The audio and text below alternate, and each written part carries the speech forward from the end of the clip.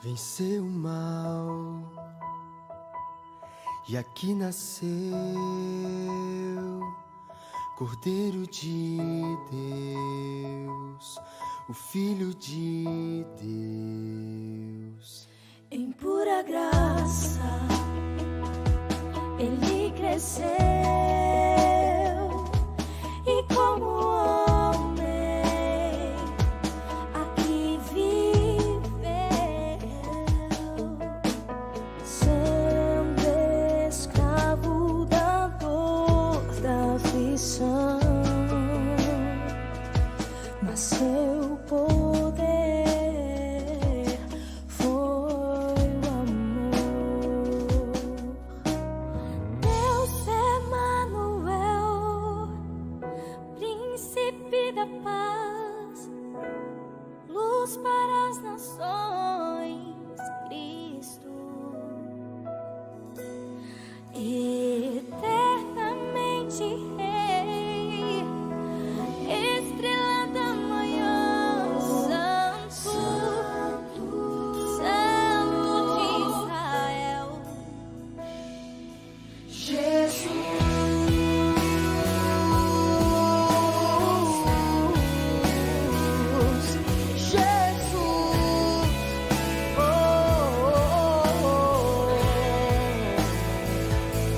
Venceu o mal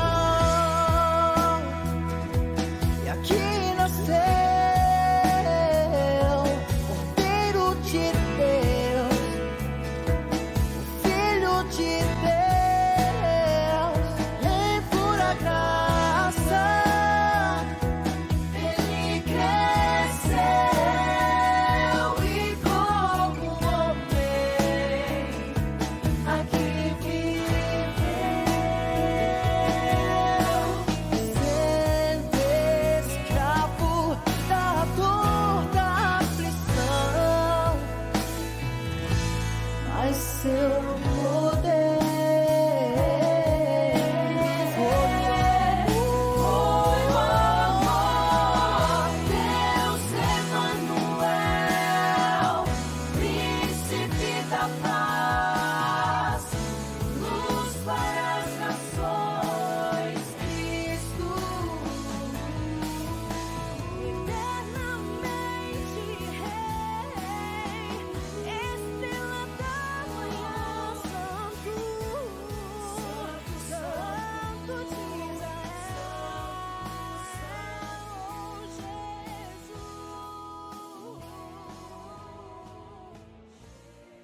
Que Deus abençoe, dê uma boa viagem e que o Espírito Santo te conduza lá e que essa fé possa ser esparramada por você, sua família, aos que ainda não conhecem Jesus lá.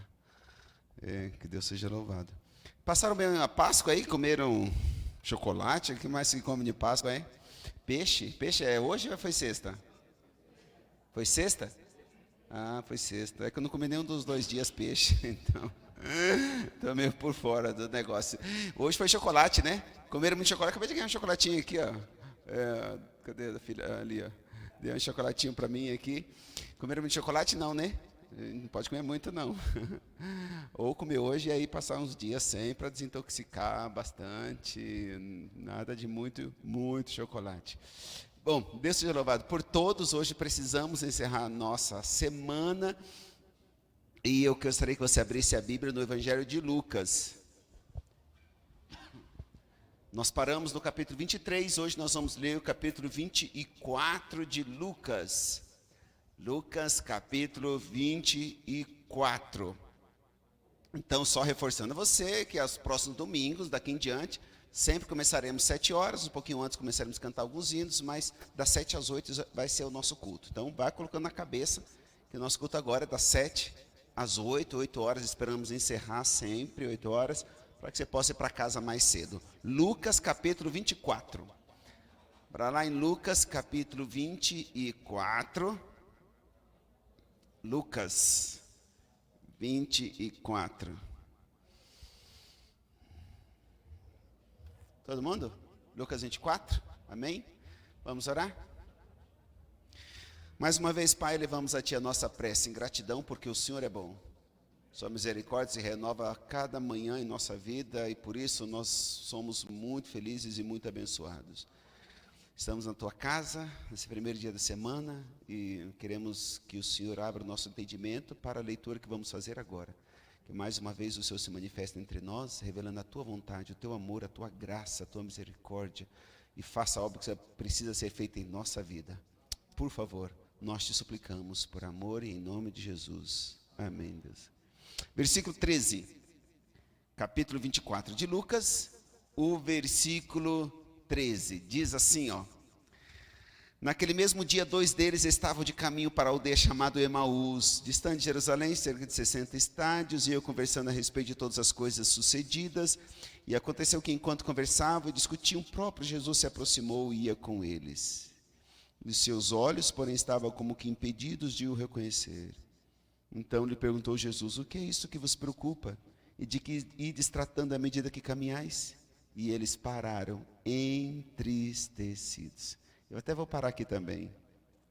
Irmãozinhos, aquele primeiro dia foi um dia terrível, terrível. A cruz era um fardo, uma sombra horrível, uma assombração na vida deles.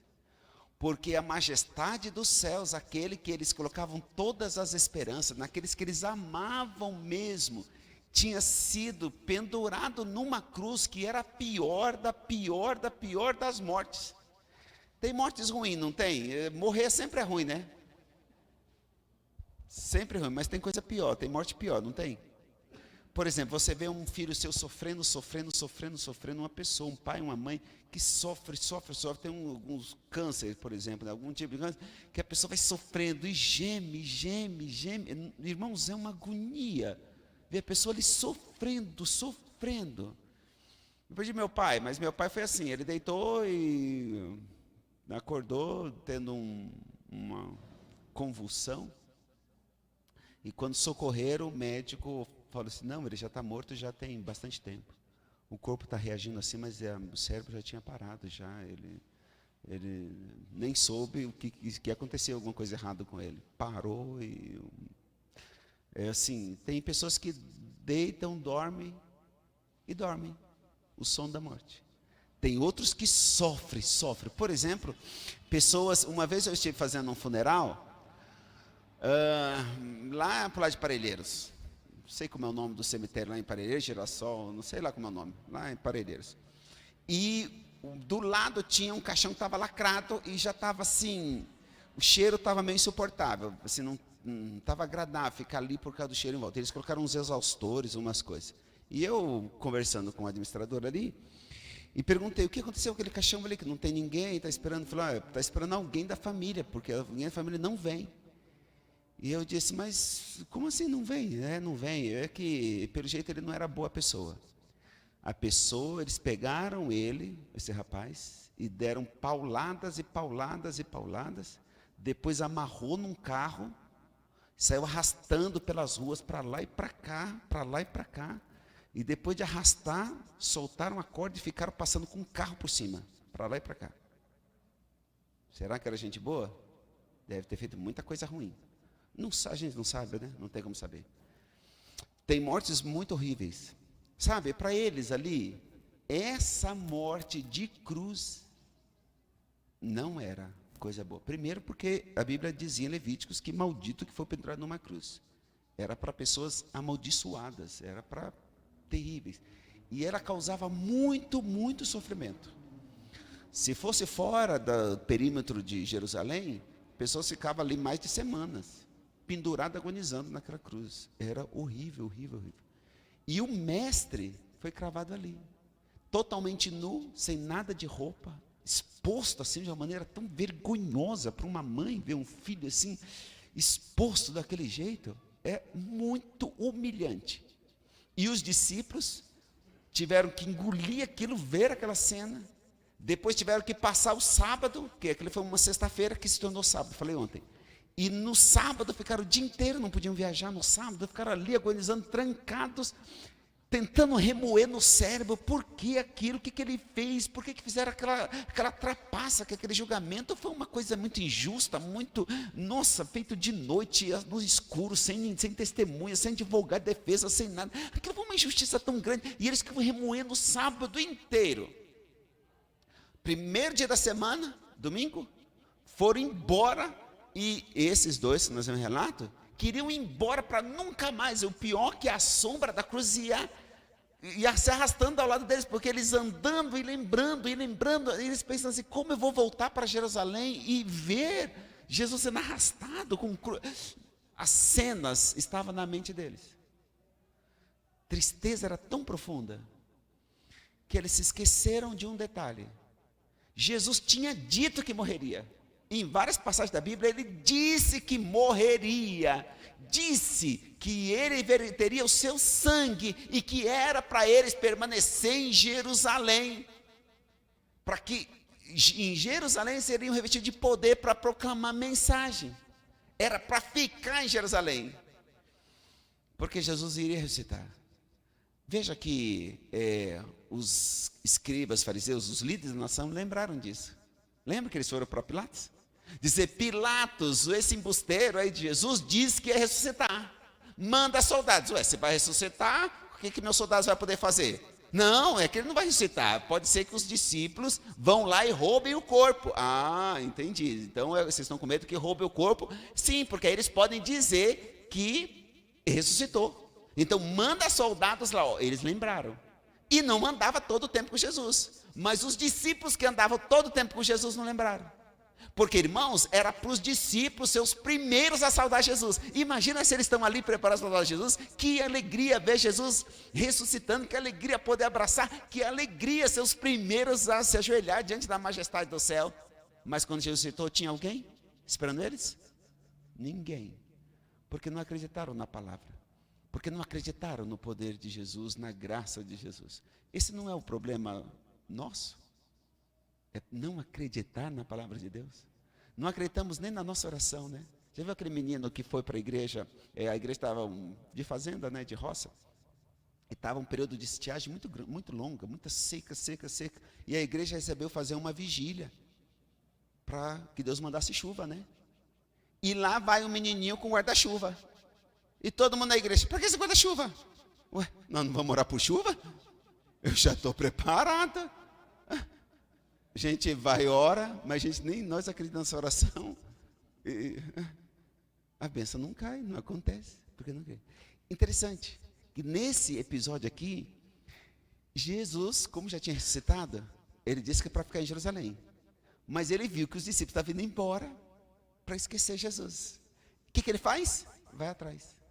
E os discípulos estão seguindo a viagem, eram uns 10, 12 quilômetros no máximo, né, para Emaús. E Jesus pega o caminho, porque eram procissões, gente. Ia muita gente para Jerusalém, depois voltava todo mundo embora. E eles estavam indo embora, e Jesus foi atrás dos seus filhos. Eu acho isso fantástico, irmãos. É Jesus indo atrás dos seus filhos. Mesmo quando a fé nossa falha, mesmo quando nós batemos cabeça, mesmo quando nós, sabe, não demonstramos aquela fé, aquela confiança. Jesus não nos abandona, irmãos. É buscando e salvando o perdido sempre. Perdido dentro da igreja, perdido fora da igreja, perdido de todos os jeitos. Buscar e salvar é o trabalho de Jesus, sempre foi, sempre vai ser, até que ele venha nos buscar. E Jesus vai atrás e encosta, chega neles. Eu fico imaginando essa cena, Jesus chegando neles assim, indo do lado deles, porque eles gostavam de andar sempre assim, quem estava sozinho, sempre se juntava com alguém. Prática, era normal, por questão de segurança, né? Caminho, muitos bandidos, então sempre se achegava a grupos. E ele se achegou aos dois e foi andando. E ele pergunta assim, o que é que vocês estão conversando assim? Por que essa tristeza? A Bíblia fala que eles pararam de tanta tristeza. Irmãozinhos, é tristeza que dá para pegar na mão, que dá para cortar com a faca. É muita tristeza no coração a ponto de parar. Olha para a pessoa e não enxerga por causa da tristeza. Olhou para Jesus e não enxergou Jesus, de tanta tristeza no coração. Nunca ia imaginar que Jesus estava vivo, nunca ia imaginar, e por isso não enxergou. Irmãozinhos, é assim a nossa vida às vezes. E muitas das vezes. Às vezes uma preocupação, nós temos uma coisa muito importante para fazer, é um filho, é alguma coisa, e que a gente não consegue ver a mão de Deus já atuando, porque nós estamos tão preocupados, tão ansiosos. Aquilo rouba a nossa atenção, né? A dor, a tristeza, a preocupação, é assim, ela rouba a atenção. E a gente não consegue ver mais nada, não enxerga mais nada. É um dente que está doendo, você tem um monte de dente, mas aquele dente dói, tudo dói, né? O corpo inteiro está doendo porque ele rouba. Ele rouba, aí você não consegue pensar em nada porque o dente está doendo. É um dente só, você tem mão boa, pé, tudo bom, mas o dente está doendo. A analogia é a mesma para a nossa vida. A nossa visão, ela se concentra no problema. Lembram-se de Davi quando foi enfrentar o gigante Golias? Todo mundo via um gigante e todo mundo fugia. Davi chegou vendo Deus e nem se importou com o gigante. Mas olha o tamanho do gigante. Gente, Deus é poderoso. Olha o tamanho do gigante. Mas Deus é grande. Olha o tamanho dele. Ele falou de Deus. Enquanto todo mundo insistia de ver o gigante, Davi insistia em ver Deus. Para ele não tinha gigante, tinha Deus. A visão muda a perspectiva e a maneira como você age na vida. Se você olha o seu problema, aí você é derrotado. Aí você foge. Se você olha o Deus acima dos problemas, aí você canta. Se você olha a sua dor, você chora. Se você olha o Deus grandioso e poderoso, você louva a Deus. Você sorri. É questão de visão, não que o problema não exista. O problema é real e existe. Mas Deus também é real e existe, sim ou não? Então, você tem duas opções diante das dificuldades da vida. Se concentrar no problema e sofrer, se angustiar, chorar, cair em depressão, ou você tem a opção de olhar para Deus e descansar. Lembra que Jesus disse? Deixe-vos a paz, a minha eu dou. Porque a do mundo, ela só paz só se não tiver nenhum problema. Jesus não. Diante de Pilatos, um julgamento açoitado, ele estava em paz. É uma música, né? Pode cair o mundo. Se a sua visão estiver em Deus. Se você estiver com os olhos fixos em Deus, irmãozinhos, não há coisa no mundo, no universo, que abale sua paz. Tirou os olhos de Deus, aí o gigante se cresce. Aí ele se agiganta. Os discípulos, né? Pararam entristecidos, não conseguiram enxergar, porque não via Deus, não via a sua dor. Paramos aqui em versículo? Vamos lá. Versículo 17, diz assim: então lhes perguntou Jesus, que é isso que vos preocupa aí de que ides tratando à medida que caminhais? E eles pararam entristecidos. Um, porém, chamado Cleopas, respondeu, dizendo, és o único, porventura, que tendo estado em Jerusalém, ignoras a ocorrência desses últimos dias? E eles perguntaram, quais? E eles explicaram, o que aconteceu a Jesus, o Nazareno, que era varão profeta, poderoso em obras e palavras, tanto diante de Deus e também diante do povo, e como os principais sacerdotes e as nossas autoridades o entregaram para ser condenado à morte, e o crucificaram. Ora, nós esperávamos que fosse ele quem havia de redimir a Israel. Mas depois de tudo isso, é já o terceiro dia, desde que tais coisas sucederam. É verdade também, algumas mulheres das que conosco estavam, nos surpreenderam, tendo ido de madrugada ao túmulo, e não achando o corpo de Jesus, voltaram, dizendo terem tido uma visão de anjo, os quais afirmam que ele vive. De fato, alguns dos nossos foram ao sepulcro e verificaram a exatidão do que disseram as mulheres, mas não o viram. Então disse-lhe Jesus, ó nécios e tardos de coração para crer em tudo que os profetas disseram. Porventura não convinha que em Cristo padecesse e entrasse na sua glória? E começando por Moisés, discorrendo por todos os profetas, expunha-lhes o que seu respeito constava em todas as Escrituras. Aqui tem um método assim de Jesus tremendo. Primeiro, Jesus é aquele que não sabe. E eles se assustam, né? Como assim, você não sabe? Como assim, de que planeta você é que você não sabe o que aconteceu em Jerusalém? Onde você estava? Você não estava em Jerusalém? Estava em Jerusalém, esses dias aqui. Mas como você não sabe? Toda a cidade sabe, as crianças sabem, os cachorros sabem, todo mundo sabe, você não sabe. Essa ideia de Jesus pergunta, e ele se finge não saber de nada, porque é esse conceito que nós temos de Deus. Todo mundo sabe das coisas, menos Deus, né? Eu falei isso aqui no domingo, meio-dia. Todo mundo sabe das coisas, né? Deus não sabe de nada. Deus fala de saúde, Mas era para aquele tempo, era para aquele povo, era uma coisa. Mas se o bem-estar falar, aí os bem-estar sabem, Deus não. Se Deus dá uma orientação, Deus não sabe. Mas se o fantástico falar, o fantástico sabe das coisas. É sempre assim, né? Deus nunca sabe de nada, todo mundo sabe das coisas. E Deus se passa por ignorante. Foi o que ele fez. Tá bom, então me diga, o que é que você sabe? Fala para mim os fatos. E aí eles começaram a contar, olha, Jesus era tão poderoso, ele era de Deus, ele era assim, e nós esperávamos que ele fosse quem fosse redimir Israel, que ele fosse o Messias, mas agora está morto. É verdade que as mulheres foram no sepulcro e não acharam, e diz que os anjos disseram que aceitaram. Viram, mas não creram. Jesus deu indício, tinha falado antes, deu mensagem através das mulheres, mas palavra de mulher não tem valor. Não, quer dizer, não tinha, né? Porque mulher não podia ser testemunha de nada. Se a mulher viu um assassinato, e aí só ela viu o assassinato, e aí vai para o julgamento, e aí diz, alguém viu? Aí ela levanta, eu vi. Alguém viu? Alguém viu? Então ninguém viu, então ele está solto. Mas eu vi. Não, mulher, sai daqui que você não serve. Mulher não podia, o testemunho dela não era válido, não tinha peso. Então os discípulos julgaram da mesma coisa. Não aceitaram o testemunho das mulheres e preferiram curtir o sofrimento e sofrer. Aí entra Jesus com a chave para tudo. Ele podia ter feito um milagre. Ele podia ter feito aparecer a sua glória, alguma coisa para os discípulos, mas interessante, ele não fez. Não fez milagres. O que ele fez? Abriu a Bíblia.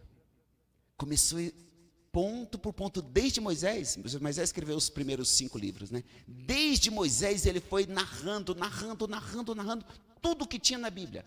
E isso é muito importante, porque muita gente se apega a um fato, a um milagre, a alguma coisa para basear a sua fé. E irmãozinhos, isso é muito perigoso, especialmente nos nossos dias. Porque hoje, Jesus Cristo fez muitos milagres, porque ele estabeleceu a igreja e precisava fundar essa igreja numa palavra, numa ação do Senhor, e que as pessoas acreditassem que ele tinha poder para cumprir com aquilo que ele falou.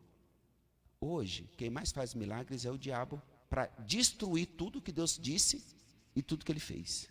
E Apocalipse diz que faria até fogo descer do céu, se preciso fosse, para enganar. Então hoje quem mais faz milagre é o diabo, porque todos os milagres que Deus precisava fazer para estabelecer a sua igreja, ele já fez. Não que Deus não faça, mas hoje o diabo faz mais milagres do que Deus. E aí tem uma recomendação, e essa recomendação que Jesus usou é a recomendação sua e minha, e temos que levar para sempre, para a vida.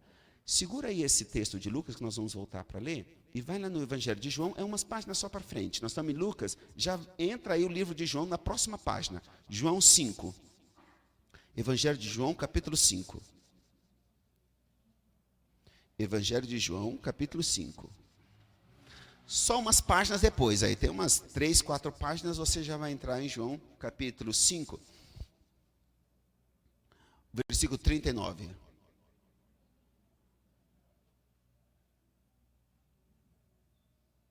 Diz assim, acharam aí? João 5,39? Diz assim: examinais os jornais, porque julgais ter nela a vida eterna, e são elas que de mim testificam. Tudo bem aí, irmãos? É para examinar o quê? Por que examinar a Escritura, que é tão velha, se o jornal é de hoje? Irmãozinho, o jornal é de hoje, e todo dia sai um jornal. Você fica lendo jornal velho? A gente nem lê mais jornal, né? Hoje em dia está caindo em desuso ler jornal. Mas jornal é todo dia, porque eu leio um livro tão velho. Os livros que quando eu estudei, dizia que o átomo era indivisível, era a menor partícula da matéria. Hoje, o livro que eu estudei na época, não serve para nada, é para museu, porque já desatualizou. Todas as áreas do conhecimento desatualizam. 10 anos, um livro de 10 anos atrás, é um livro obsoleto. O conhecimento avança muito, muito, muito. Quantos anos tem a Bíblia, gente? E por que ficar estudando um livro tão velho? Por quê, irmãos? Por quê? Que diz aí? Examinais as Escrituras, porque julgais ter nela o quê? Irmãozinhos, Olha, o jornal não traz vida. Pelo contrário, pode trazer desgosto, né? Pode trazer preocupação, ansiedade, muita coisa. Se há um livro o único livro que pode trazer vida e traz vida, é a palavra de Deus. Agora tem uma coisa, uma regra. O texto diz exame. Como é que se faz exame? Vamos lá, você vai fazer um exame de sangue. Todo mundo já fez exame de sangue, né? Todo mundo? Senão não tem que trazer médico aqui fazer exame, por favor. Exame de sangue. O médico lá, o enfermeiro, colhe no tubinho.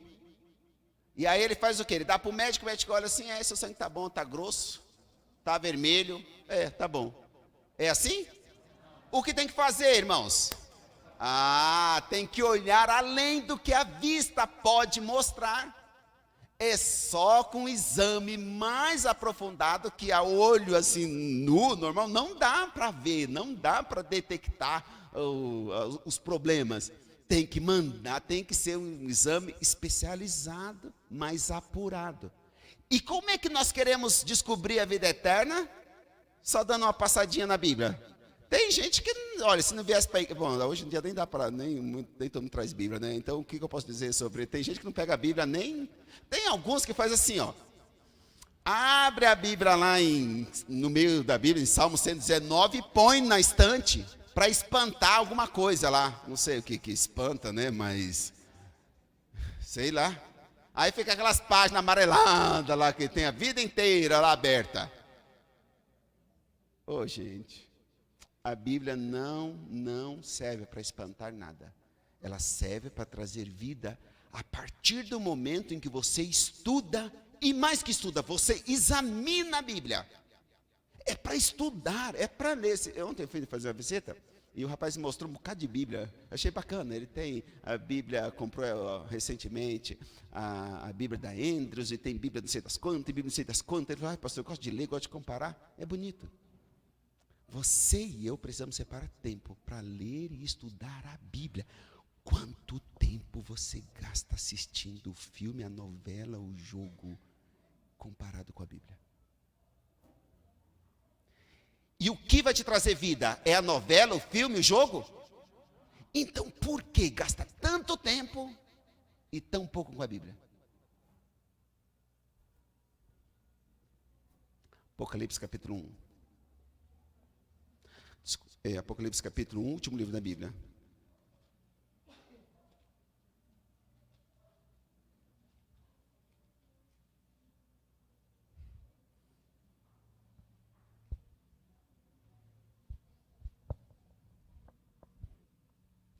Apocalipse 1, acharam aí? Versículo 3, diz assim: Bem-aventurado aqueles que leem, aqueles que ouvem as palavras da profecia e guardam as coisas nela escritas. Por quê, irmãos? Há uma bênção reservada para você e para mim na leitura da palavra. Há uma bênção reservada. Aqueles que leem e aqueles que param para ouvir a palavra de Deus. Há muita gente que nem lê. Eu era moleque, isso aí nunca saiu da minha cabeça. Uma vez, minha avó, ela deu muito estudo bíblico, mãe da Glorinha, sem saber ler, né? Nunca aprendeu a ler. E ela pegava, eu lembro que uma vez a patroa da minha mãe foi em casa, e ela aproveitava as oportunidades, ela era tremenda. Né? Ainda viva. Chegou a patroa da minha mãe e ia na casa dela. Aí ela sentava ali. Ela já pedia para pegar um livro, a Bíblia, ou algum livro assim, e dava para a mulher. E dizia, você pode ler para mim esse negócio aqui? Aí a mulher pegava, lia, e ela explicava para a mulher.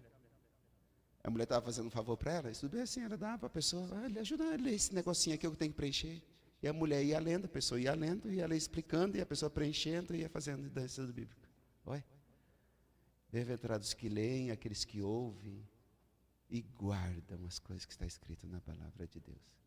Irmãozinhos, eu vou desafiar você, essa semana e a partir de agora, a tomar mais tempo para a palavra de Deus. Ele é mais importante que o milagre que você recebe. Porque a sua fé não pode estar baseada em coisas que você vê. É como sangue, você olha, mas Tem coisas que você não consegue ver. E as coisas você só vai ver quando você examina a palavra de Deus. O milagre passa. Aquela coisa, aquele efeito do milagre, ele passa. A palavra de Deus, diz a Bíblia, permanece para sempre. A sua fé tem que estar baseada num assim diz o Senhor. Nós não escolhemos uma igreja porque nós nos sentimos bem. Nós não escolhemos uma igreja porque nós vimos um milagre. Nós não escolhemos uma igreja porque nós recebemos a graça ali. Nós escolhemos uma igreja porque é a igreja que está baseada na palavra de Deus. Porque nós estudamos na palavra de Deus e aquele é o caminho. E ponto final. Posso até gostar de tal lugar e tal lugar. Mas se ali está a verdade, irmãozinhos, nós ficamos com a verdade. Não com sentimentos. Porque se por sentimento, pessoas já vê que igreja que tem até forró? Já viram igreja que tem até forró?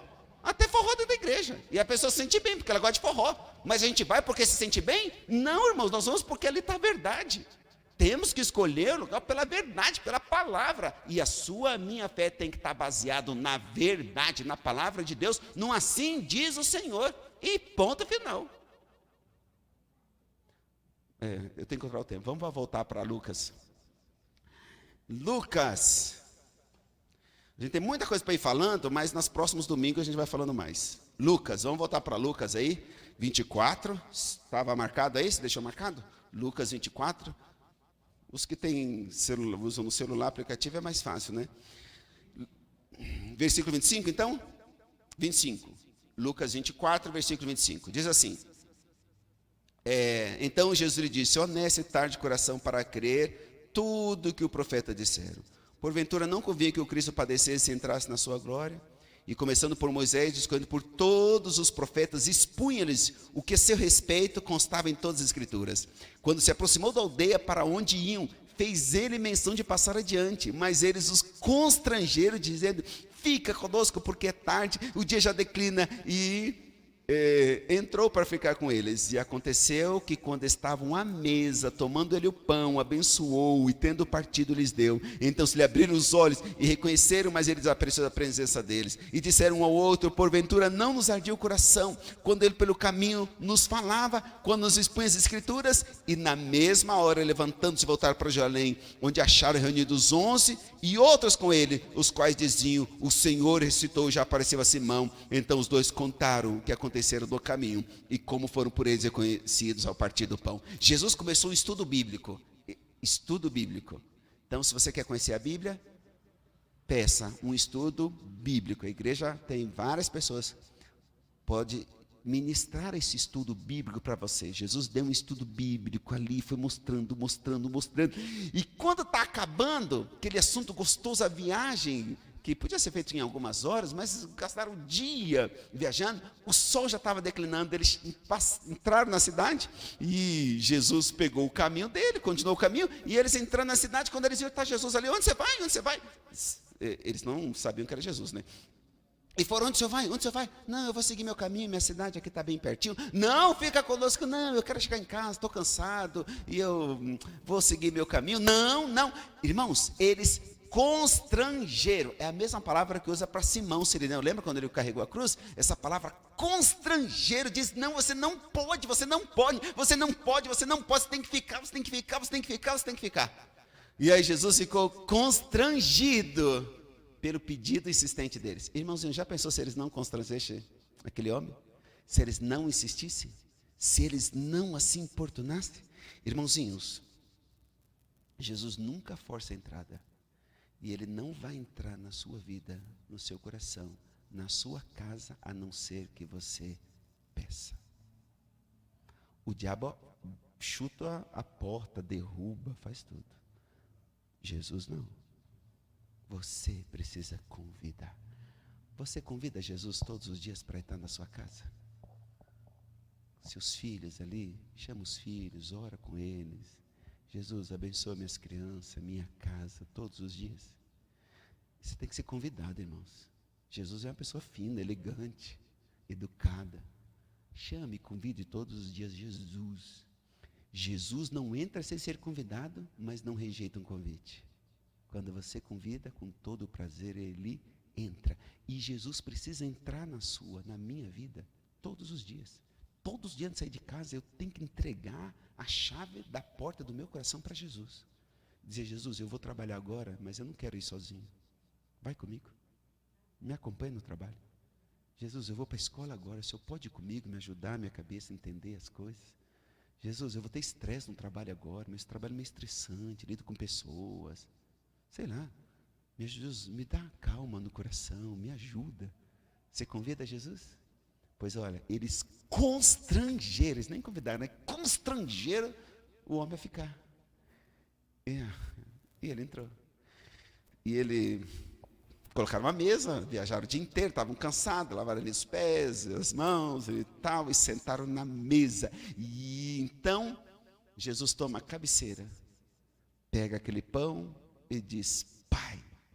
Quando Jesus diz Pai, eles não conseguem ficar com o olho fechado. Eles já regalam o olho, porque ninguém dizia Pai como Jesus. Ninguém se dirigia a Deus Pai como Jesus. E então eles abrem o olho e está o pão na mesa. E eles dizem, era ele o tempo todo. E por que a gente não viu? Que burro nós somos, por que a gente não viu ele? E por isso o nosso coração ardia, é por isso que o nosso coração queimava quando ele falava dessas mensagens tão bonitas, de maneira tão gostosas, tão convictas, com tanta autoridade, e a gente não sabia. E então na mesma hora levantaram, nem comeram pão, saíram correndo, vieram a viagem inteira, levaram um dia, agora em horas foram correndo e tropeçando e caindo e correndo, porque eles tinham agora uma mensagem para dar. Uma mensagem para proclamar. Jesus Cristo está vivo. Jesus Cristo vive e reina para todo sempre. E eles queriam proclamar essa mensagem. Irmãozinhos, nós, você e eu somos chamados para proclamar uma mensagem, mas essa mensagem tem que entrar primeiro no seu coração, na sua vida, nas suas entranhas. Então, você não vai se preocupar em falar do Temer, ou do Lula, ou de lá quem for, porque você tem uma mensagem tão preciosa, tão importante e tão urgente, que você tem que dizer para todo mundo que Jesus vive, reina e que está voltando. Tem que se preparar, você não pode ficar brincando, você não pode ficar, você tem que pensar em Jesus. Isso dá uma agonia, porque a gente quer falar para todo mundo que Jesus está voltando. A mensagem, ela entra e gera um frisson em nós para dizer para todo mundo, Jesus está voltando. Passamos a ser porta-vozes de Jesus. Sabe assim, os mensageiros para dizer para o mundo, assim, o Brasil está perdido, está tudo certo, mas o importante é que Jesus vai voltar. É Jesus, e a nossa mensagem é Jesus e acabou, e tudo redunda em Jesus, tudo gira em torno de Jesus e a sua vinda. Então encontraram os discípulos também estavam maravilhados, Jesus já tinha aparecido para Pedro, e eles estavam todos assim eufóricos. Chega os dois contando. E então, versículo 36.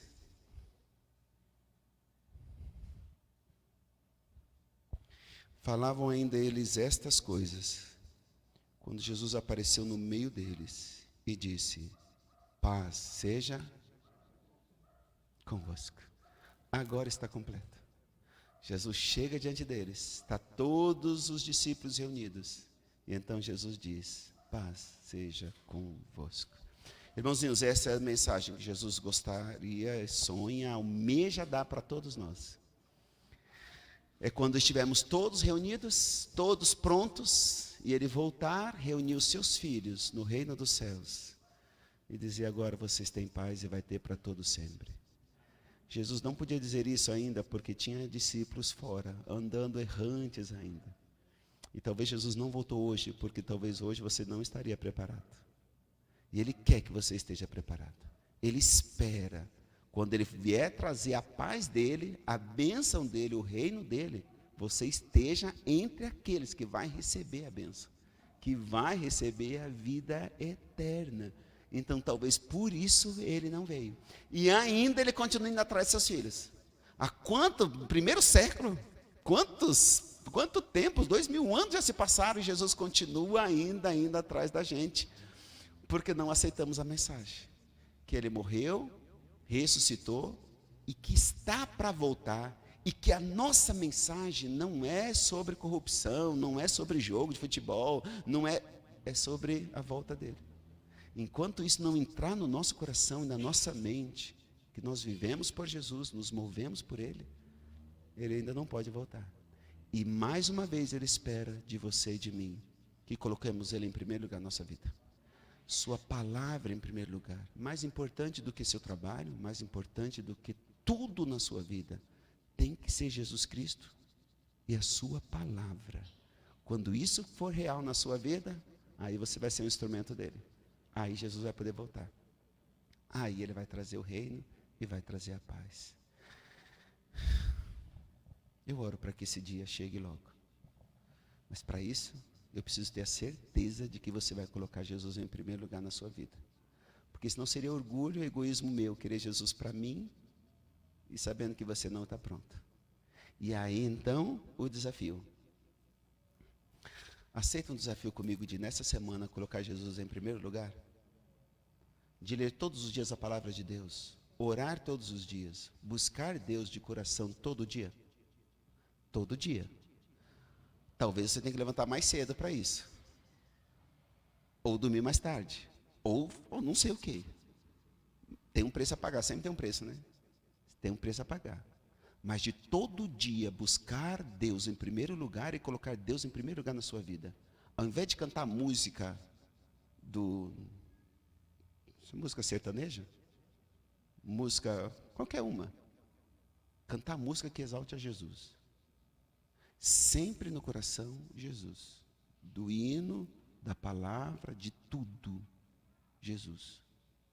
Aceita o desafio de colocar Jesus em primeiro lugar? Aceita?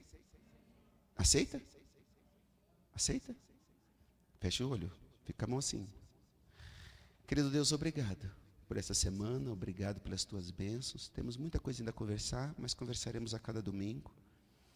Então, Pai, nos ajude. Hoje nós tomamos aqui um voto contigo, de te buscar com interesse de coração, verdadeiramente, gastar tempo estudando a tua palavra, tempo orando, cantando hinos, louvando sempre o teu nome, nos dias bons ou maus, os dias que temos muita coisa para fazer ou não temos nada para fazer, mas colocar o Senhor em primeiro lugar na nossa vida, para experimentarmos a alegria e a euforia que os dois de caminho para Emaús experimentaram. Porque, Pai, o Senhor promete que se nós buscarmos em primeiro lugar o Senhor, todas as coisas serão acrescentadas. Há uma bênção para nós, feliz, bem-aventurados são aqueles que leem, que ouvem, guardam as coisas, e queremos essa bênção. Queremos ser felizes e queremos ser bem-aventurados. Aceite o nosso voto, o nosso propósito, e nos ajude a cumprir isso nessa semana. Por Jesus pedimos. Amém, Pai. Domingo que vem eu vou perguntar para vocês, hein? Se cumpriram, hein? Ó lá, hein? Vai esquecer não, hein? Tá bom, então. Vamos cantar? Cadê o nosso hino? Já está aí? 211. Vamos ficar em pé. Cantar o nosso hino.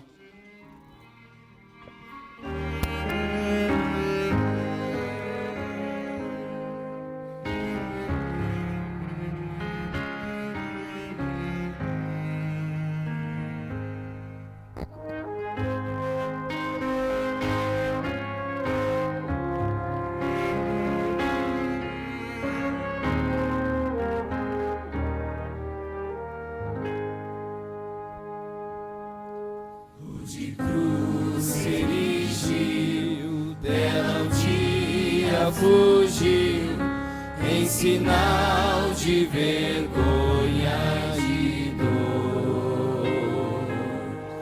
Mas eu amo essa cruz, sobre a qual meu Jesus deu a vida por mim, pecador. Eu amo a mensagem da cruz, é morrer, eu a vou proclamar. Levarei eu também minha cruz, até por uma coroa trocar. A glória dos céus, o Cordeiro de Deus, ao Calvário humilhante baixou,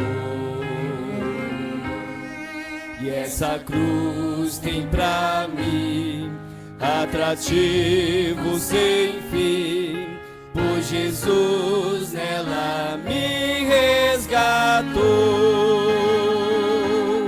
Sim, eu amo a mensagem da cruz,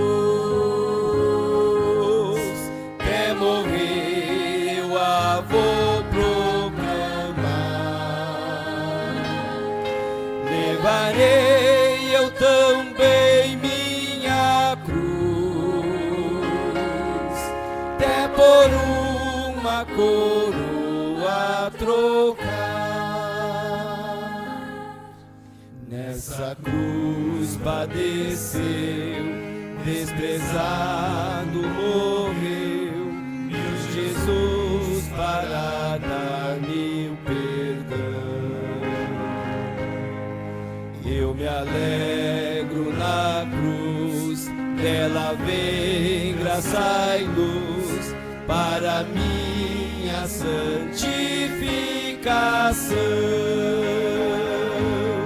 Sim, eu amo a mensagem da cruz, até morrer eu a vou proclamar.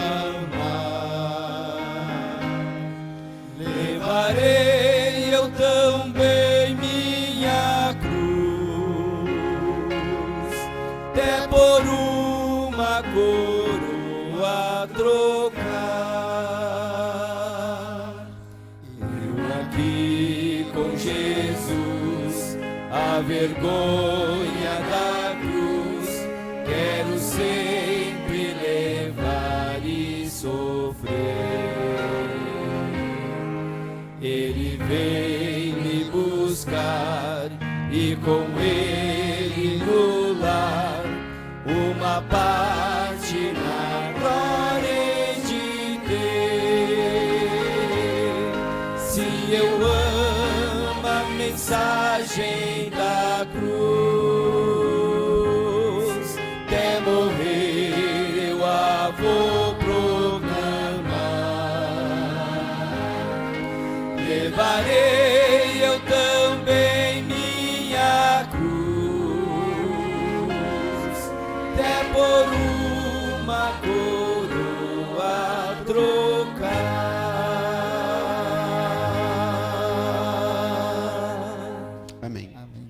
Vamos orar? Obrigado, Pai. O Senhor abriu as portas da Tua casa durante toda essa semana para nos receber aqui e fomos bem recebidos. Obrigado porque fomos bem alimentados com a Tua palavra. E ajude, ó Deus, que agora não teremos a semana aqui todas as noites, mas que em casa possamos abrir a Tua palavra e continuar sendo alimentado por elas através do Teu Espírito. Abençoe todos, que todos nós possamos Te buscar verdadeiramente, todos os dias, em todo o tempo, para que possamos carregar essa cruz com alegria. E nós vamos ver que a cruz é leve, porque o fardo de Jesus é suave, é leve, é prazeroso. Como os discípulos de Emaús voltaram correndo com tanta alegria que nem viram os quilômetros que andaram à noite, porque eles estavam tão felizes, tão radiantes. Assim queremos andar neste mundo, meio aos problemas, às lutas, mas sorrindo, porque não vemos os gigantes, não vemos os problemas, vemos um Deus Todo-Poderoso diante de nós. Isso queremos ver, nisso queremos concentrar o nosso pensamento. Então abençoe todos, cuida de todos, guarda todos, por favor. Dê uma boa semana na Tua companhia e presença a todos. Nós pedimos por Jesus. Amém, Deus. Amém.